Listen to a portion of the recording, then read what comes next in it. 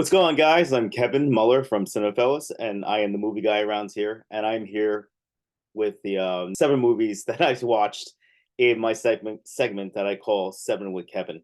Again, I am not a film critic, so I don't move as fast across everything that I've missed. And this segment is basically me briefly just talking about the seven films that I watched. I'm going to start from the bottom and go all the way to the best thing that I saw out of these seven.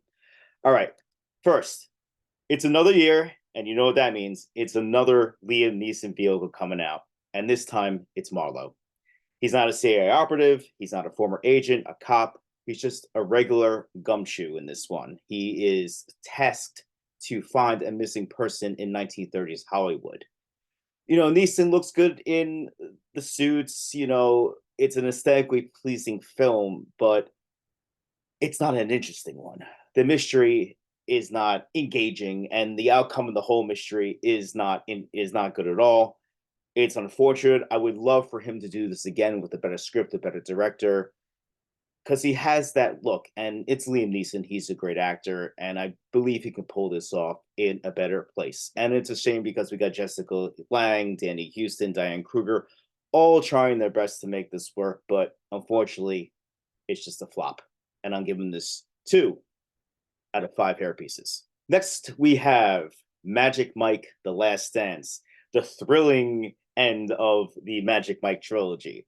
Now, Steven Soderbergh has been in retirement for a few years, and here he is concluding the story of a character that started, I think it was like 10 years ago. This guy's been around. But anyway, Channing Tatum once again plays Magic Mike. This time he is broke, he's in financial trouble until he meets Salma Hayek, who plays Max Andra, who comes from money. Her husband is a media mogul. Max Andra meets him in Miami, where the first 2 films take place. They have a heated night of passion, and she says, "Listen, I will pay you an insane amount of money if you come to Paris with me." And he's like, "Are you kidding me?"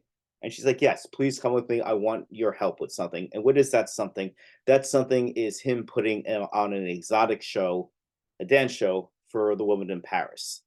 What I liked about this movie is Hayek is given a lot to do. She's just not the money person. Um, it's Salma Hayek, and she can do it, and she made the character interesting. Channing Tatum, he's fit into this role. He's very good in this role. Dance sequences are very good. It's an entertaining movie. It's not going to change cinema. It's not sort of Burke's best. It's not even like in the top 15 of what he has done. But it's an enjoyable film. I liked it, and I'm going to give this 3 out of 5 hair pieces. Next, we have Air. Now, anyone anywhere in the United States, or probably the world too, knows what Air Jordans are.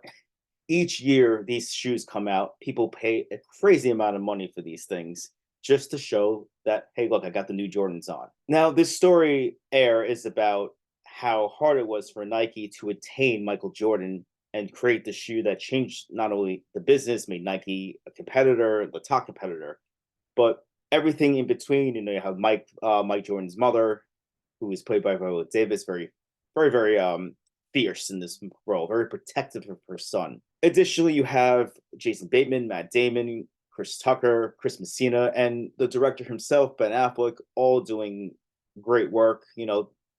They are basically raising this mediocre movie into something enjoyable. Again, as with Magic Mike, this is not going to change cinema. It's not one of Ben Affleck's best movies. It's just a pretty straightforward tale.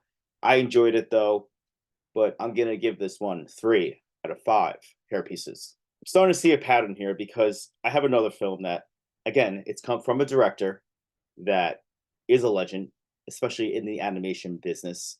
I'm talking about Miyazaki. He is incredible. I always love looking at his films, even if I don't personally connect with them. They're beautifully drawn. They're full of heart. And yeah, they're just beautifully animated. I know I said that, but I'm just going to say it again.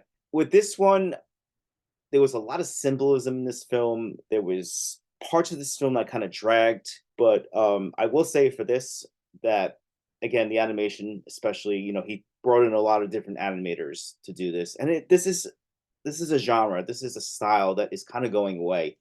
If you don't know, back when Mary Poppins Return came out, they had that whole sequence where Emily Blunt and Lin Manuel were dancing with animated penguins, and it was like the old movie.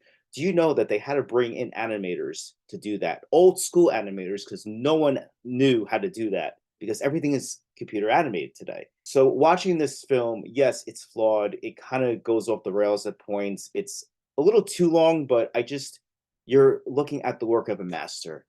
And despite any flaws it has, it's just something beautiful to behold because Miyazaki's going, he's up there, he's 83 years old, and he's not going to be with us that much longer. So you could just take this in and enjoy it for what it is. You may love this film. I thought it was very mediocre. I think Miyazaki has a lot better films in his canon. Spirited Away is one of my favorite movies of all time, if not even animation, just like in movies in general. So I'm going to give this one 3 out of 5 hair pieces. Next, we have the winner of the People's Choice Award at the Toronto International Film Festival, and now a nominee for Best Picture of the Year at the Oscars. This is American Fiction, which is about the story of a Black author who does not want to succumb to what people expect him to write. But financial trouble starting to rise, and he is forced to write a stereotypical novel playing into the stereotypes of his people. Now, this basically concludes, it basically paves the way to some hilarious situations of how ignorant white people are and just basically the general overall public about what they think Black authors should write about. Jeffrey Wright is incredible. He is not the most likable person in this movie. He's kind of a grump, but he's still engaging, and I love him, and I'm so happy he got noticed, and he is nominated for Best Actor. Again, another role that's really good is Sterling K. Brown, who plays the brother. He was just nominated for an Oscar, and even though he said that he is not going to win, he understands that Robert Downey Jr. is probably going to get it. He's still good at this movie. He's hilarious. He's biting. He's sarcastic, and he has a few scenes of like general heart and emotion. And I really enjoyed his performance in this film. And I'm happy that people are now going to know Sterling K. Brown. I know he's in the season of Invincible right now that's going on. The family drama part of this story is not as interesting as what the trailers have sold and the general overall conflict. It's not a terrible story, it's not terrible family drama, but I wish the movie kind of leans into the conflict and made more scenes of him basically showcasing the ignorance of the people around him. Anyway, it is still a good movie. It is worth your price of admission. It's showing right now. I think it's a little cheaper at Regal because it's an Oscar nominee. But either way, even if it's not cheaper, definitely seek this film out. I enjoyed it. You're gonna laugh. There are a lot of funny moments in this film, and I think some of the guys at the site saw this one, and I'm going to give this one 3.5 out of 5 hair pieces. Rising up in the space to my heart, which is occupied by Anna Kendrick, Florence Pugh, and Margot Robbie, is Jodie Comer. Jodie Comer has been around. She was in Killing Eve. She was in The Last Duel. More popular movie, she was in Free Guy. I just think she is an incredible actress. I saw her live at Broadway last April. It just showed me that, she really is great because, when you're in the movies, bad acting or mediocre acting can be hidden by edits and, everything that we associate with movie magic. No, she's just great. And here she is playing a mother of a newborn child who must survive the sudden natural disaster that strikes London. And it's a bleak film. It is a little slow, but I enjoyed it mainly because I love Jodie Comer. I really enjoyed the human element of the story.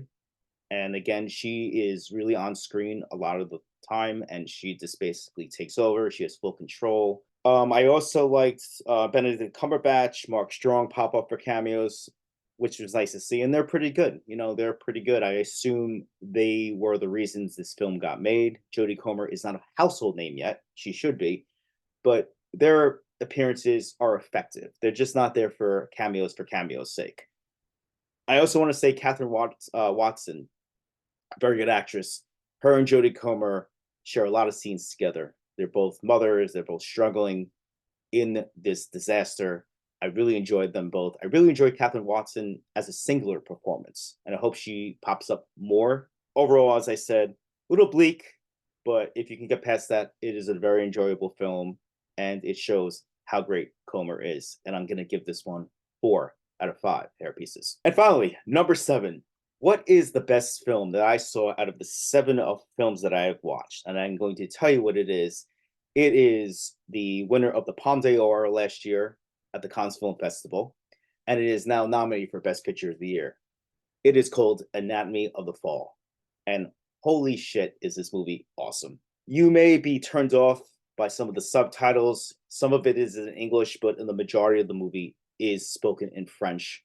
But please, I beg you, please go see this movie. It's on digital right now. I thought it was an incredible courtroom drama, a great human story, and it has a performance by I think she's nominated for Best Actress at the Oscars this year, Sandra Uller. It is about the sudden murder or death of a husband of Sandra Uller, who's found dead outside the house. He fell, or he was pushed off the top deck, hit his head on the shed, and unfortunately died. That is the setup, and you get a lot of human element in this story. The cast is incredible. I said Sandra Uller, she deserves that nomination. I wouldn't be surprised if she pulls an upset. I'm serious. That's how good she is in this movie. The cast is incredible. Milo Machado Grainer. I'm sorry if I said your name wrong, bud, if you're watching this. But he is the son of her, and he is awesome. He's like 14 years old, and he is better than most of the adults I've seen in films this year. And equally as impressive is Anton Renarts. He plays the prosecutor in the case. He is very good. He's very strong. He's very powerful. He holds the scene. Overall, excellent movie. Oh, and there's a dog in this film, a family dog. Even the dog is good in this film. I don't want to really say that much about this film. It's something that you should go pretty blind to. But I will say this: please see this. It is such a good movie, and it is one of my favorites of the Best Picture nominees. Oppenheimer is up top, but this is pretty close to the top, maybe second. It is such a great film, and I recommended this one to the guys at the site, and hopefully they will check it out because I think they will love it, just like I think you will love it. And that concludes 7 with Kevin. I am happy that you took the time to watch this. Again, please go see Anatomy of the Fall. Please, such a good movie. And anyway, as we say on the site, I'm Kevin Muller, and cheers.